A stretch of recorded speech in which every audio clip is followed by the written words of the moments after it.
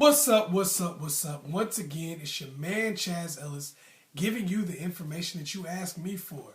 Make sure you go to the ChazzEllisProject.com. Gotta do it today.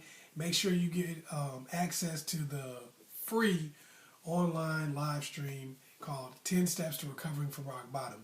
If you're going through something, or you know somebody who is, or you've been through something, you kind of, trying to figure out how to get to that next step, make sure you get access to that free live stream. This is the last day to do it. Don't try to get mad like, oh, why isn't it free anymore? Hey, it's been free for 15 days, bruh.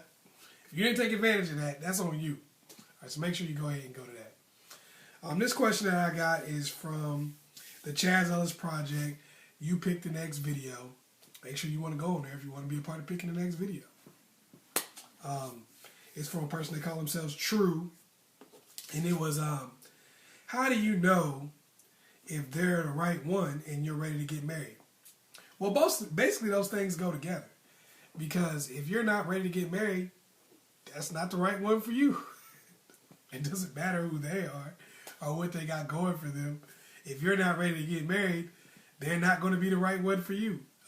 It's just not going to happen. It's not going to work out that way. You got to make sure that you're ready. So it's a combination of the two. And if they're not the right one for you, guess what? How are you going to be ready to get married to somebody who's not the right one for you? So it kind of works hand in hand. So there's like really 3 questions that you really got to ask yourself before you even decide to go into a long-term relationship or marriage with somebody. Number 1 is, do you have a clear destination, and is it the same as that other person's? Here's what I mean by that. When you go into a relationship, you have to know where you want to be in the future. You can't get married to somebody if you don't know where you want to be in the next 10 years. Why? Because if you're getting married, you're supposed to be together in the next 10 years. That's the plan. So if you guys don't have the same destination, then how can you stay together? How can both of you be happy and be living your dreams? If you don't have a clear plan for your future, you don't have a dream that you want to live, then how can you really connect with somebody else and have them be a part of it? How can they be a part of something that you don't even have planned? Sometimes you have dreams that just don't go together. Sometimes you have destinations where you guys are not going to the same place. You might be sitting there saying, man, I want to be a millionaire and I want to, just own this huge business, and this is what I'm trying to do, and I'm willing to sacrifice anything to get there. And that person may be like, man, I really just want to work a job, make decent money and just be happy, have a good family and be happy. Well, if those are your goals are totally different, they don't really want the things that you want, then they're not going to want to make the sacrifices for those things. It's going to be confusing to them. If you're like, oh man, I want to live next to my family, and they're like, well, I want to live close to my family also, but your family lives on 2 different sides of the country, it's going to be a problem because they want to live close to their family, you want to live close to your family, y'all families live far away. Y'all are not going, even though it looks like, y'all have the same plan, your destinations are totally different because that's just the way it is.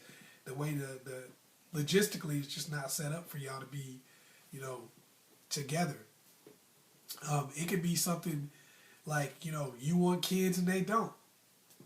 How do you work that out? You're going to force somebody to have kids and they don't want them? So that becomes a problem. It becomes a big issue in a relationship. That's not really set up properly. So you got to make sure that you have a clear destination and a plan for your life, and that their plan works with yours. It does not have to be the same plan, but they have to have the same destination. You might say, I want to work 80 hours a week and make millions of dollars. And they might say, I want to be at home raising my kids. That actually works together. Sometimes you can have the same exact plan and be at two totally different destinations. You might say, I want to work 80, 90 hours a week and make millions of dollars. They might say, I want to work 80, 90 hours a week and make millions of dollars. And you're like, wait a minute, how do we see each other? So we're not right for each other, but we do have the same plan. It's just that we're not going to end up in the same destination. One of us will have to sacrifice their destination, and that usually doesn't work out. Number 2, clear relationship morals. You guys have to agree. This is a question you have to ask yourself. Do I have clear relationship morals that this other person agrees with? Are my morals part of a overall relationship philosophy? A lot of people go into relationships, they have this thing where it's like, I'm going to make the rules as I go along. Have you ever, when you were a little kid, did you ever play a game with somebody and they just made the rules as they went along? And basically the rules are just set up to benefit them and not you. That's the rules. They were just like, I want to benefit myself and not you. So basically it was kind of be like, y'all playing with a game with a ball, you don't really have any rules set up. And they're like, oh, that's out of bounds. You're like, what? The ball went out off you last time. That wasn't out of bounds. Well, that's out of bounds now. What kind of game is this? Now you don't want to play anymore. Well, that's kind of the same way in relationships. When you don't have a clear and concise set of rules that you're following that are part of an overall philosophy, that other person can't really connect with the rules. They don't want to be a part of it anymore because they don't really see where these rules benefit them. It's like I was talking to a girl that was like, yeah, my dude can't go to strip clubs. He was trying to go to a strip club, and I was like, you ain't doing that. And then in the next breath, it was like maybe a couple minutes later, she was telling me about she was going out to lunch with another guy, and he was mad about it. He's like, he's just so jealous and insecure. I was like, you're just making up rules based on what you want to do at any particular time. He sees that as being the same thing. Yeah, you don't want to go to a strip club. You want to go out to dinner with other dudes or lunch or whatever. You want to go eat with other dudes. He wants to go to strip clubs. Y'all both want to do something the other one doesn't want you to do. It'd be either let y'all both do what y'all want to do, or, neither one of y'all do that. That would have made more sense. And, you're wondering why this person doesn't want to be a part of the rules. So you got to have rules that y'all both agree upon that are part of an overall philosophy so that you can kind of get on the same page. And the last one, do you need each other? People say this all the time. I don't need you. I just want you. I don't need you in my life. Well, if you don't need somebody, then the next step is going to be to get rid of that person when things get tough. You're not going to keep things that you don't really need.